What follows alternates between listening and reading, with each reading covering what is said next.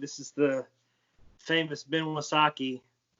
Plays drums for the Fray, Rush, Led Zeppelin, just to name a few. So, but he's a good friend of mine. He bought many of my records in the past. Some things I regret selling, but anyways. So we're just gonna talk about some records that we like. So let's see something. Yeah, man. Well, I thought that I'd first take you through a short DNA, like musical DNA of me and some of my. I have like 2 stacks here, and this one is like just like favorites of all time and at the moment on the LP format, and then I have a stack of just 9 of my favorite records. Like a few years ago, I tried to make like my top 10 records of all time list, and for some reason, the 10th one then opened up a Pandora's box of just all of the rest of my favorites, you know? So I have 9 records here. This is like a short DNA of what makes Ben musically. Some of my favorites. Peter Gabriel's So. I don't know why, of all Peter Gabriel records, he did like his first solo records after Genesis were all self-titled, and they're nicknamed by the cover. One has like a picture where his face looks like it's melting. They call that Melt, whatever. Anyways, but of all his records, this is just like stand out to me. One of my favorites of all time. As a drummer, especially Manu Katché playing on this, Kate Bush singing. It's amazing. I love Peter Gabriel's So. I'm going to blow through these and then talk more about some of the other ones. This is just a snapshot of me. Sounds good. U2's Octune Baby. I'm a child of the 90s, so you'll see a lot of 90s in this list. But this Joshua Tree gets a lot of attention, but I think for my age, this record left an impact on me as far as the U2's catalog goes. Octane Baby. Also, Daniel Lanois, as a producer, did both of these records, so I think that there might be a theme to that for me. Jeff Buckley's Grace, top 10 for me of all time. Heavily influential for a lot of people for a very good reason. I'm among them. Every time I talk about my top 10 favorite records, I include a different Radiohead record. But the Benz is like, right. Yeah, exactly. Today it was I either pulled out the Benz or Kid A. But so I discovered them on OK Computer. And then when I did my back research, the Benz stuck with me. Like, yeah, just as a kid wanting to play rock and roll music. And when I was a kid, Counting Crows were highly influential to me, but especially this record, which is their second record, Recovering the Satellites. And it was like when I was a kid in the basement learning to play drums, I'd put headphones on and just play along to records. It was this one. I memorized like every moment of this record. It's beautiful. Counting Crows made a lot of music, some of which was questionable, namely songs that were featured on the Shrek soundtrack. But this record is really great. Wilco's Yankee Hotel Foxtrot by Wilco. Another just like defining record for me. They've made so much music. I don't particularly think this is their best record, but it was a turning point for them as a band, and it came along for me at like an incredible time. Which is a similar story for Pearl Jam. They aren't known for this record, No Code, but like other people, you know, obviously 10 was really impactful for a lot of people. Versus in Vitology, some people might say, but this record was just like, it was a really dark time for the band, I came to learn, and a lot of that comes across on this, and it just kind of like, it was kind of a like, they just threw everything to the wind, and but it was time and place for me, late 90s. Well, and then this man always gets included in my lists of favorite records, and I always include a different record of his, maybe, but this is a standout to me. Second would be some of the Cardinal stuff, but this one just might near a masterpiece. I don't know. Yeah. But those 9 records are kind of like set the scene for my musical DNA, and I think it'll continue to hold up. It's not like I used to love the Dave Matthews Band, but that doesn't hold up for me anymore. But those 9 records kind of make up who I am now. That's a really cool concept. I don't know if I'd have to really think about those. What my 9 would be. That's awesome. You should do it, and then text me your list. I will do it. Speaking Not of Daniel a lot Van on my Law. list is oh yeah, that's Daniel Lanois as well. Yeah, so good. And he's got, dude, Daniel Lanois also did a Willie Nelson record called Piatra, and it sounds like that. So it has a lot of the same players that really? Mirabal does. Like actually Larry Mullen from U2 plays drums on both of those records. And anyways, that Willie Nelson record is pretty different for Willie Nelson, but it's really cool. And yeah, I have it here somewhere. I didn't get enough warning ahead of time to pull it out, but You're good, man. Here we go. Willie Nelson's Piatra. This Oh, is like yeah. the cousin to that Emmylou record, because it's around the same time in the 90s, and all the similar players and sounds, and I think Emmylou even maybe sings on this, and it's like a lot of the same crossover, but yeah, dude, I love it. That's cool. I got to check that out. Yeah. I'm not a big Willie guy. I like Willie Nelson, but I'm not like, I haven't listened to everything he's ever done or anything, but that's the one I'll have to check out. I want to say I have it somewhere, but I might have a copy at the shop or something. But anyways, that's cool. It's a great sounding record. I'm such a huge Daniel Lanois fan, and yeah, especially just for the vinyl format, when you get a great sounding record, like an actual great pressing, yeah, and just some of those Daniel Lanois sounds are like so good. Yeah, for sure. How you want me to just keep plowing through? Dude, I'm loving it. Just keep going. Okay, I'm gonna end with I pulled some 45s. That I'll end. Maybe that'll be our finale. But okay, so as far as like just some of my favorite sounding records, there's this band in the 80s called Talk Talk, and do you know this record? So this record, Spirit of Eden, this is pretty late for them, but it is a beautiful record. It's one of my favorites of all time. But in the 80s, they were like a total pop act. Like they had these huge pop songs, and like No Doubt covered one a few decades later that became a big hit for them called "It's My Life."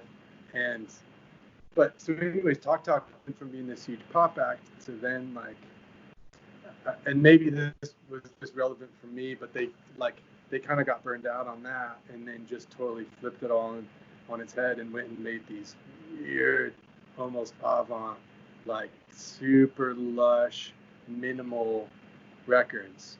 This was the first one of those, Spirit of Eden, and it's a complete left turn from what people knew of them, like an 80s pop act, but it's so beautiful. So this was like into the 90s, they sort of went in and came out with this and I'm sure a bunch of people boo-hooed it. They're like, they wanted the tempo, but man, this top to bottom, this record is so good. Like, sit in front of the record player and get lost, kind of beautiful.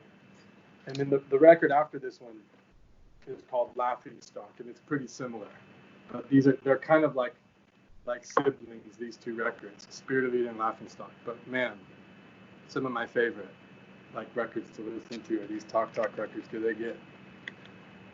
they're super beautiful. And I think the singer of Talk Talk within the last little while went back and made a solo album that's similar, like really organic and minimal and lush and pretty awesome. Nice. So yeah, Talk Talk, Spirit of Eden. Just the other day, on the wide world of Instagram, I was introduced to this record. There's a singer-songwriter in Nashville named Brian Cates, who I remember one time I was in Nashville and I went to get a burger with a friend at this restaurant called Burger Up. And my friend was like the waiter brought our burgers, and my friend was like, dude, that guy, he pointed to the waiter. He's like, that guy who just dropped our burgers off is the best songwriter in Nashville that nobody knows about. No joke, dude. And this was this guy, Brian Cates. And then I started hearing his name all over the place, and he has this incredible reputation in Nashville for being a great songwriter. Started following him on Instagram, and he posted about this record that he made. In the back of it is this, the notes are just like a handwritten notes. And he made this record with some friends in the stairwell. It says recorded in the basement of the stairwell of the old Tabernacle Baptist Church building in Greensboro, North Carolina. And between January 97 and March of 99, which is funny. But so this is him, I think, back then. And he wrote these gospel songs and then got like the gospel choir, those 4 ladies, to sing on these songs. And it's totally lo-fi and so cool, dude. It's like, so he got some like Piatra, some like, little label to press these for him. And it's just like a sticker label, just like printed out on just a home printer that's stuck on there. But it's the coolest lo-fi gospel record. That is so awesome. I think they only pressed a few of them, and he posted something on Instagram about it and was like, grab up a couple while you can. But this is the kind of thing that I would love to like see grow some legs, and like, because the dude is so talented now, and this was back super underthought, just like really cool spirit, like white boy doing gospel music. But this has been a new fave of mine. So shout out to Brian Cates out there. I don't know if he's still working at Burger Up, but people should know Brian Cates. I'm on it. Yeah, check it out. I don't know if there's a digital version of that. There should be, though. I mean, if they can press, I don't know, they can put it on Spotify, I guess. But maybe they shouldn't. There's a record store in Portland. Have you been to Mississippi Records in Portland? It's really cool. It's one of my faves. And they have a great, like, staff's pick area, And which is one of my favorite concepts, like, of record stores in general, is like when you get to trust, even if you don't know them personally, you trust like the recommendations. You just go straight to the staff picks bin. And this was a blind buy out of the staff's pick bin at Mississippi Records in Portland, Oregon. This is a soundtrack to a Peter Fonda movie called The Hired Hand. And the soundtrack was done by this, the whole score and soundtrack was done by this guy named Bruce Langhorne. And he was a guitar player, like a session guy who played on a bunch of Dylan records. And he got hired to do this, the soundtrack for this Peter Fonda movie called The Hired Hand, which I haven't seen. 1969 is when it came out, but it's super beautiful, like really dusty, organic, all instrumental guitar, like dobro resonator guitar stuff. Like, it's so beautiful. It's another like great, this is a great morning record, like because the music sounds like like the American West without being country music somehow. But it's really beautiful. The Hired Hand, it's the score to that movie. And now it makes me want to go see that movie. But when I bought this record, it went to like top of my list of favorites like pretty quick. It's so beautiful. Yeah, you've told me about that one. I've actually listened to it a couple times. It's really good. I need to get it on vinyl. But yeah. Yeah, man. I don't know. So it says Scissortail Records out of Tulsa pressed this. So I don't know. This might have been the thing that like Finders Keepers, that label. Yeah. They like find this weird obscure stuff. It might have been Yeah. something like that. That they found this and dug it out and pressed it. But yeah, super beautiful. I couldn't not mention that record. Yeah. And then when I went to grab that out of my soundtracks little area, there are another couple that aren't unique or hard to find by any means, but I love so much. This is the soundtrack for this movie, Call Me By Your Name, which is a lovely movie as well. Super beautiful. And there's some Sufjan. Well, Sufjan wrote a bunch for this movie.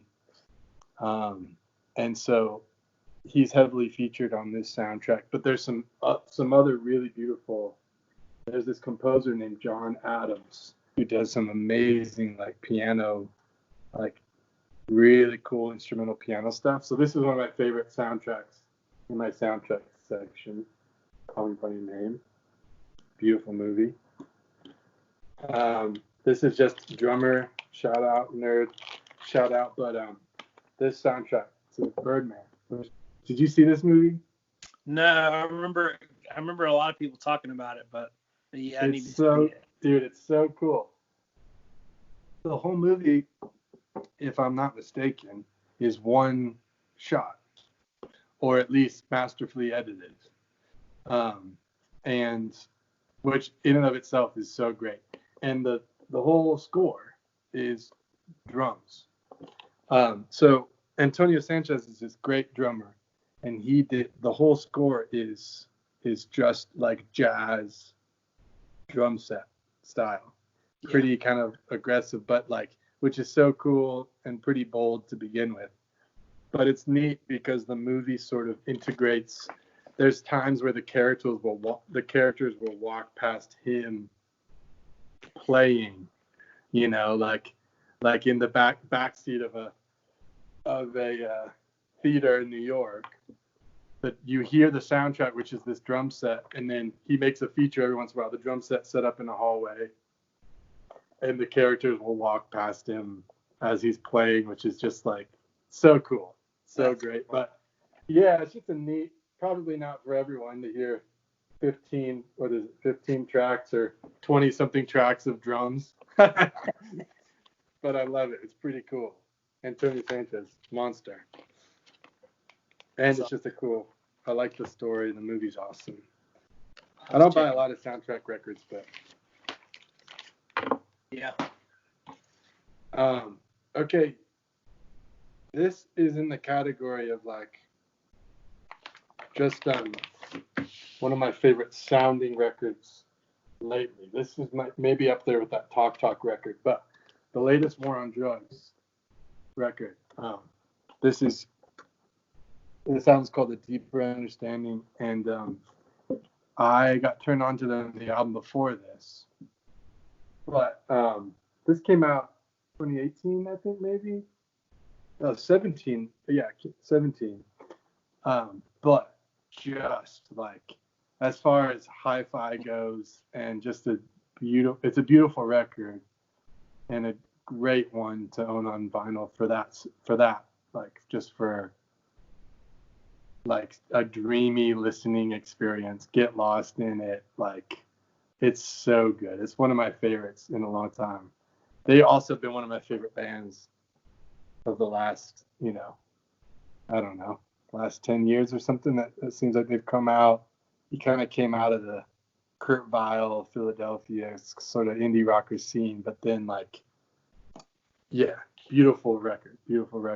Yeah. Especially on vinyl. I love it so much. Yeah. Sounds so good. Did you get into that much?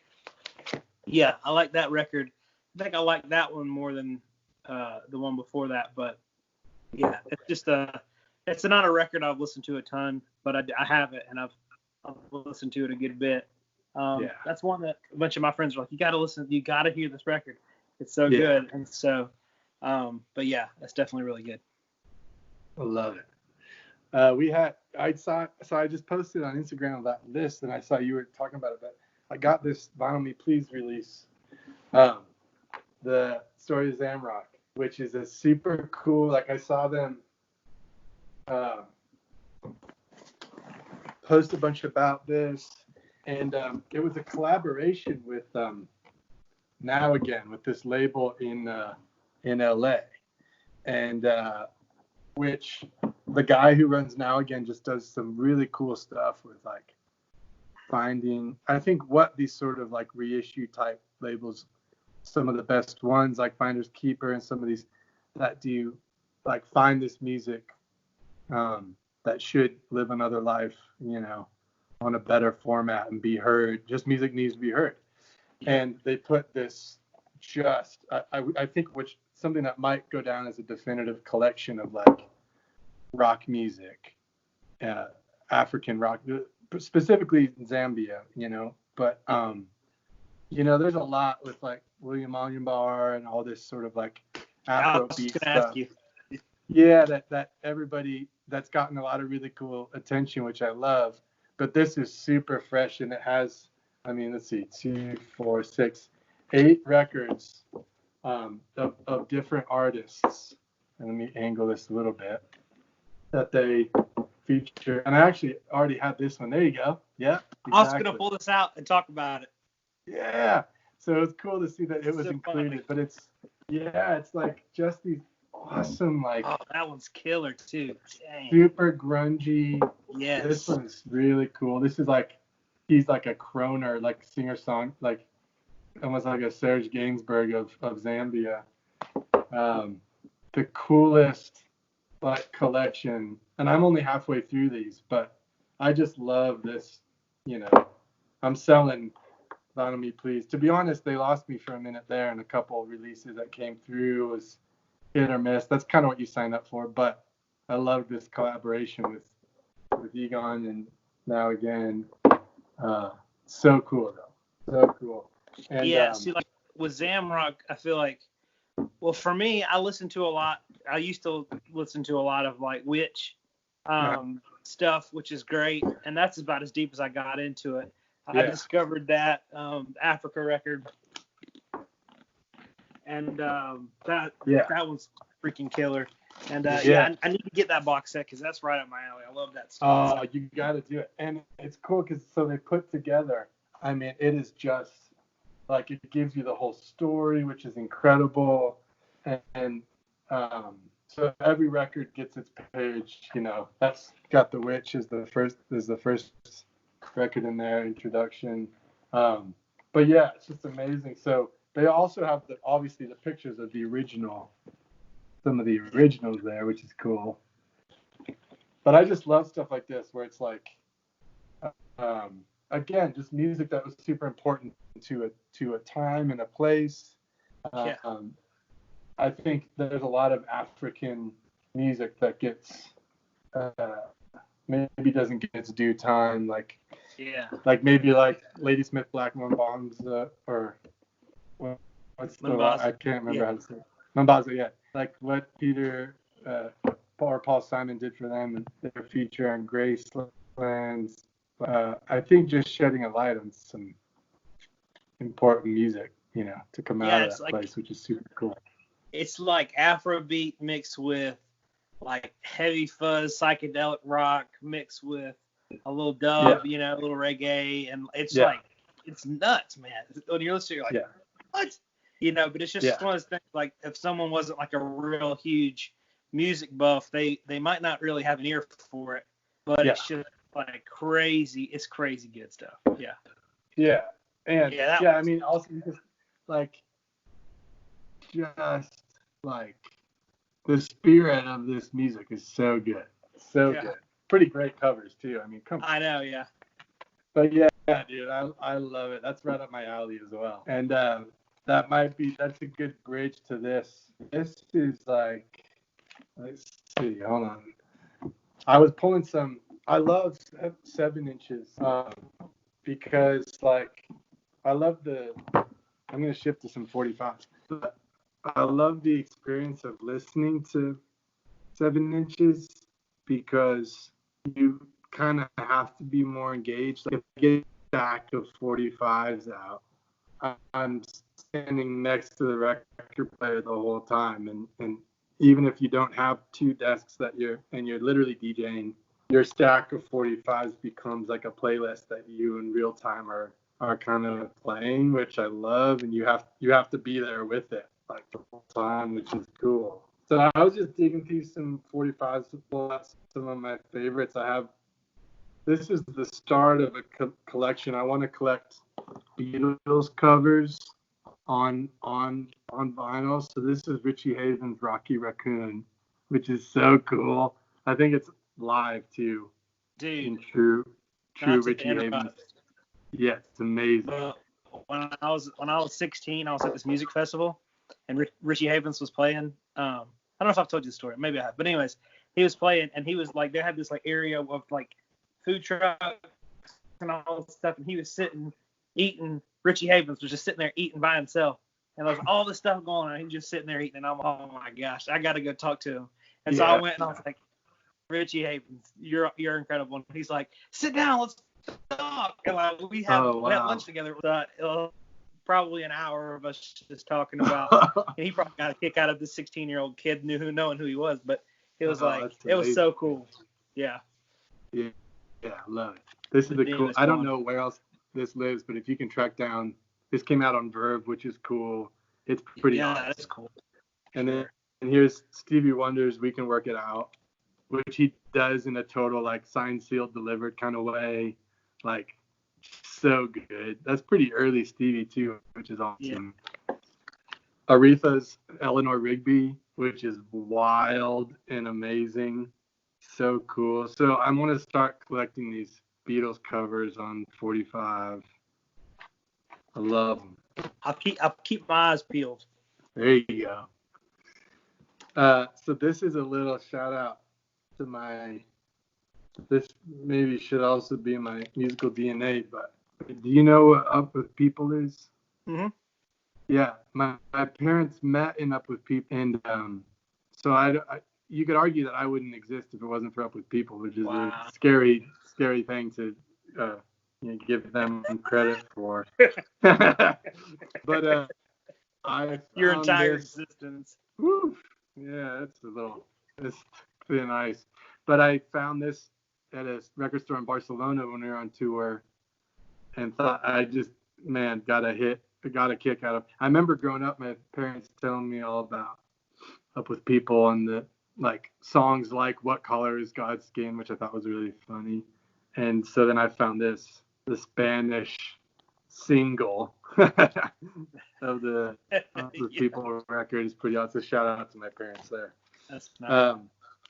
Yeah, this is a cool, like, just out of left field record. It was a blind buy. I don't remember where I got it, but back says Watts Little Angel Band. Watts Little Angel Band. And look at these dudes. Like, they look like Huck Finn kind of characters.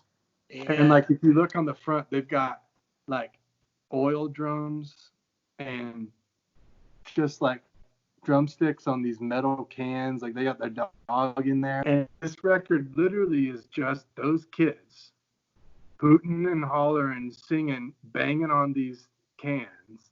And then the B side is Knick Knack Paddywhack, And it's so man, he taking one, he going Knick Knack on, and they just like these kids are just like going at it. It's the coolest thing. I don't know where it came from or who's to credit for this, but like I gotta hold this close because it's so cool. Whoever these kids are, pretty awesome. Watts Little Angel. I don't know. I haven't Googled that. That would be something that would make sense to do, but so awesome, dude. And I've always wanted to like do a DJ set, like at a little bar or something and throw that in. Yeah. So cool. Watts Little Angel Band. This is a little collection. These 3 records, I think, if I'm not mistaken, these are the only 3 so far. But so there was this producer and musician named Richard Swift. Have we talked about Richard Swift, you and I, much? I don't think so. He has since passed away, but he was just like the kindest soul, one of the most talented dudes that I ever knew. I met him through a friend, kind of friend of a friend thing, got turned on to his music. He was up in Oregon, just outside Bend, Oregon. But he produced, he started a band with Dan Auerbach called the Arcs, and then produced some stuff for the Shins and Foxygen and like all these different artists. Lucius, he produced the Nathaniel Rateliff and the Night Sweats records, like our buddies here in Denver. He did those 2 records, and then he died tragically just only a few years ago. And since he passed, Lucius, do you know Lucius? Those 2 women that sing, they're incredible. They started this. Yeah, they started this foundation called the Fug Yep Foundation, and they started pressing these records on 45 and selling them out, and they're raising money for Music Cares. So this is all sort of in memory of Swift, and so this is music that he produced, played on, and but it just never came out. So they went back and dug some of these out, and they're putting them out now to support Richard Swift and his family, Music Cares, and other people who suffered from addiction. It's amazing. So this is the Lucius release. It was a Christmas record. This is the Shins one, a couple songs that the Shins did with Swift. And this is all his artwork. This is the Night Sweats one that just came out with a couple cool Night Sweats. But so these, I think they're going to keep doing them. Damien Gerardo, I know Swift worked a lot with Damien Gerardo. And so I think they're going to start digging out some stuff and keep putting them out in this series, which is super cool. But there was a tragic loss to that music world. Yeah. And this is a cool sort of, I got a bunch of Swift of his own records as well. Really cool stuff, his own solo records. But this is just a cool little collection that's going, just the community that he gave to, giving back. I love it. Rest in peace, Swift. Yeah. This is one of my favorite 45s, Slim Harpo. Great blues record, and this song is just like, it makes me laugh every time, but I don't know if because it actually is funny or if I just love it so much. Yeah. But it's a great cover, great sounding record, just a great blues classic, I think. I love Slim Harpo. Oh yeah, he's awesome. Yeah. And I think did I have another? Yeah, here's another really cool. I don't know much about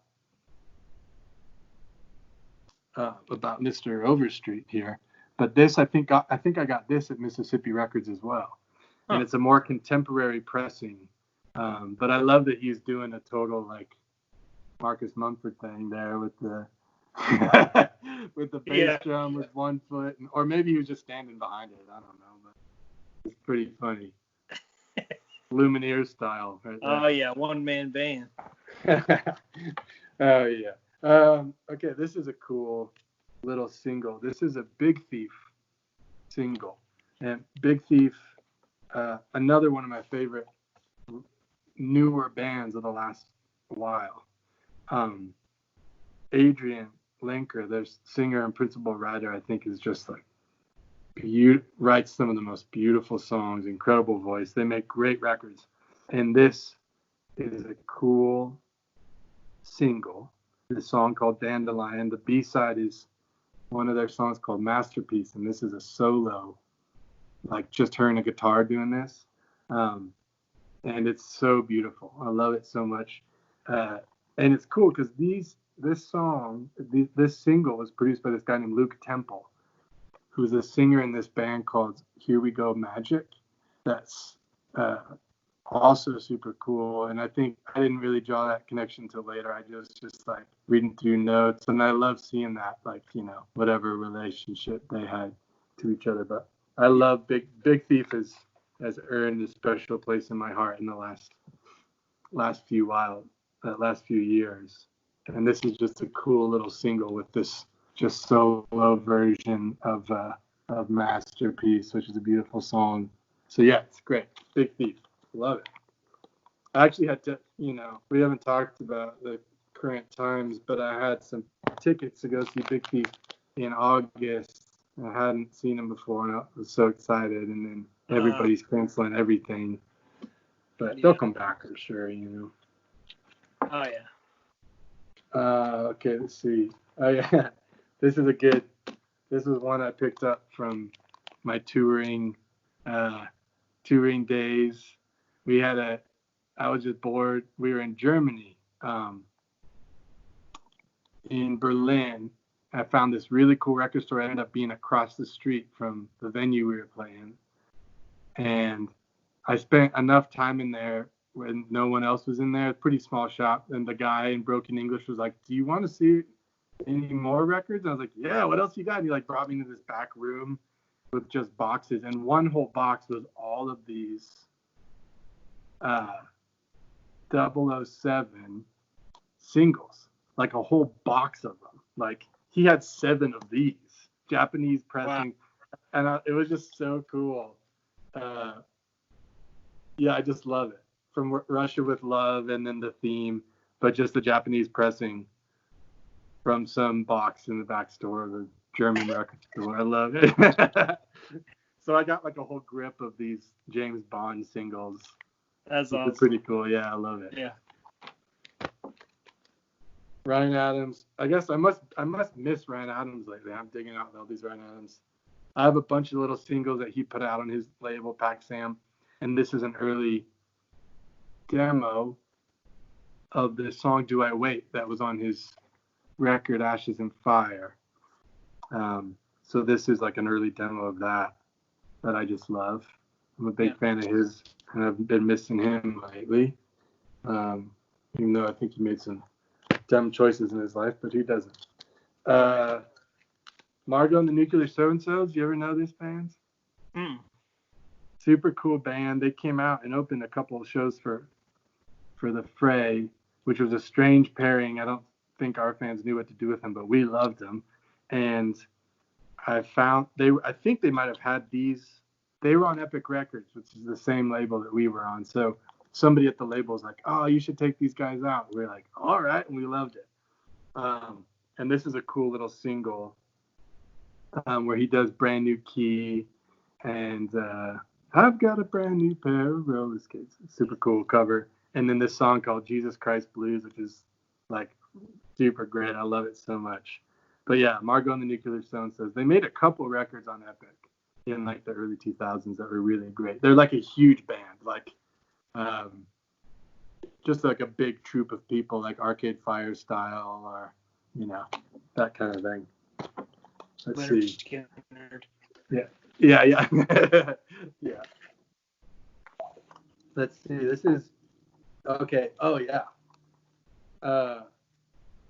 My sister lives in Cambodia, and I've been over there to visit her a couple times, and so I'm always looking for the record store in my travels, and so there was really only, she lives in Phnom Penh, which is like the biggest city in Cambodia. There's really only one record store there. This expat, this American dude in like his late 40s, early 50s, who went to Cambodia for something and then never left, I don't know, and started falling in love with all this Cambodian rock and roll music. So he owned this little record store, and so I went there and bought a bunch of these records that were just insanely overpriced, but I was like, I just like this dude and I'm gonna support this thing. So he started this Cambodian space project where he digs out all this like obscure Cambodian rock music and is putting it out, which is super cool.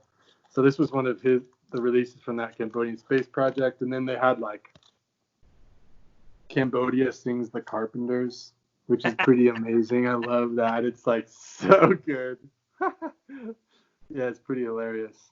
I don't know if it's just like they got like Nixon and some troops in there. I don't know what that's all about, but it's pretty hilarious.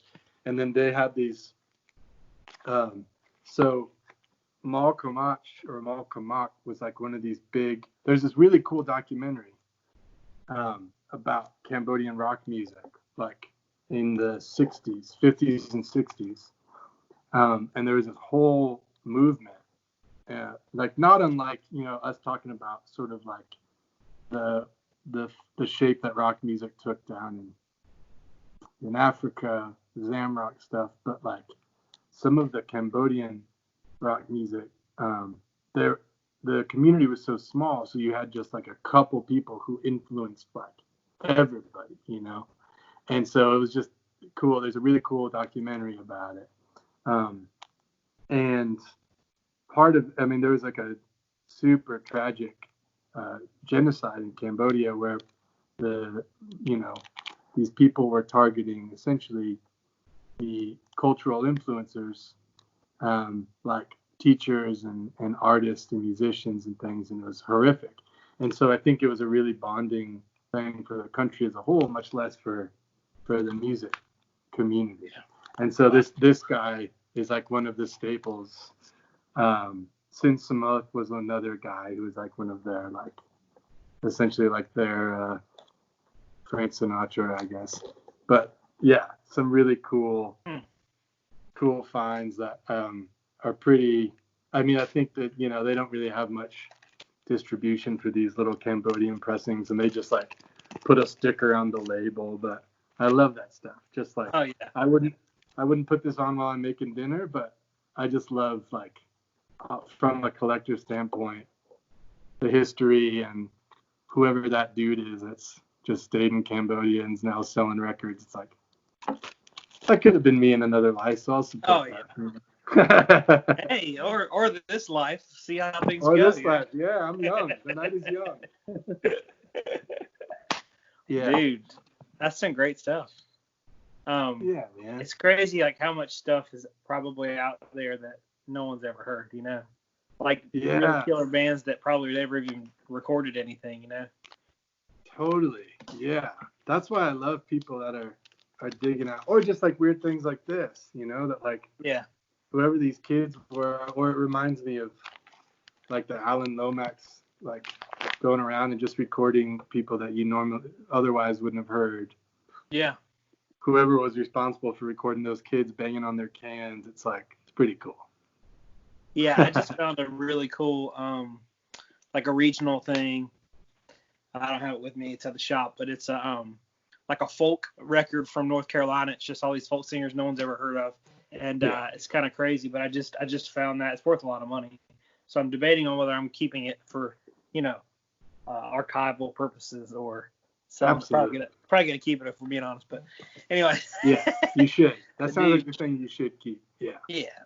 I mean, we I don't keep much here. I just I mostly sell everything, but I'm joking. I keep too much probably, but well, dude, we have to catch up. But you showed some great stuff. You did incredible. So I passed the test. I got some stuff to show you, but it's not nearly what you showed me. This is one I've been listening to a lot lately. Have you heard Orgone? No. So this is on Coal Mine. The guy, Coal Mine Records? No. Are you familiar with that label? Oh man, I'll send you some information. They're incredible, like neo soul stuff like this. But Orgone is like the Meters. It sounds just like the Meters, but new stuff mixed with some like Afrobeat and stuff like that. That's really, really killer. I'm sure you know Magic Sam. Yeah. Been listening to him a lot lately. That's covered too.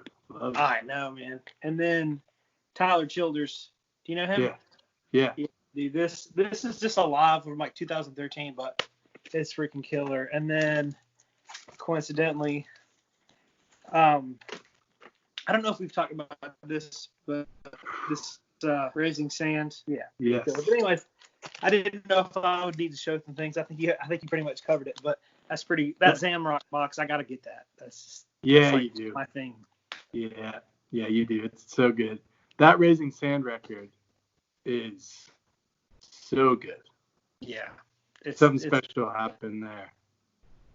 It's crazy. Like T-Bone as a producer, T-Bone Burnett, and like the two of their voices. That was like a total Rick Rubin move, putting the two of them together. Right. The song selection and the players on that record, dude, that's another one just on a sonic level. Whew, yeah. It sounds so good. Yeah, that's a special record. Yeah. Yeah, I knew you. It's funny that Magic record looked like almost the same font as the Slim Harpo. It's like it looked like they were using the same font. Yeah, this is See, killer. Look, it looks like this. Yeah, man, right on. But he's really good. It's almost like electric blues infused with soul. It's so good. But Magic Sam tragically died from a heart attack when he was 32. Wow. Which is insane. It's kind of scary to think about. But yeah, he was a really, really cool blues guy. One of my favorites. But anyways, I'll let you go. Oh, can I talk about one more? Yeah, man, keep it rolling. Yeah. You were just talking about blues and us talking about Africa a little bit. Reminded me. I'm gonna try to find it real quick. Have you listened to Bambino? You know Bambino? Have you ever listened to Bambino? Okay, you can. If you have to edit this, it's okay. But let me find this real quick. He's a. Oh, here we go. It's over here. Okay, so